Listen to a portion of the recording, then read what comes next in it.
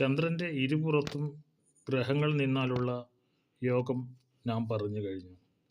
എന്നാൽ ചന്ദ്രൻ്റെ ഇരുപുറത്തും ഒരു ഗ്രഹവും നിന്നില്ലെങ്കിൽ സംഭവിക്കുന്ന ഒരു ദരിദ്രയോഗമാണ് കേമദ്രുമ യോഗം. കേമദ്രുമ യോഗത്തിൽ ജനിച്ചാൽ ഭാര്യയും പുത്രന്മാരുമില്ലാത്തവനുമായും എപ്പോഴും ദുഃഖസന്തപ്തനും വീട് വിട്ട് അലഞ്ഞു തിരിയുന്നവനുമായും തൻ്റെ ബന്ധുക്കളായവരുടെ സന്തോഷത്തിനു വേണ്ടി എപ്പോഴും പരിശ്രമിച്ചുകൊണ്ടിരിക്കുന്നവനുമായും വളരെ സംസാരിക്കുന്നവനും ദരിദ്രനും നീചനുമായും എപ്പോഴും വലിയ തോതിലുള്ള ഭീരുത്വം ഉള്ളവനായും ദീർഘായുസ്സുമായി ഭവിക്കുന്നു. നിങ്ങൾ ഭയപ്പെടേണ്ട.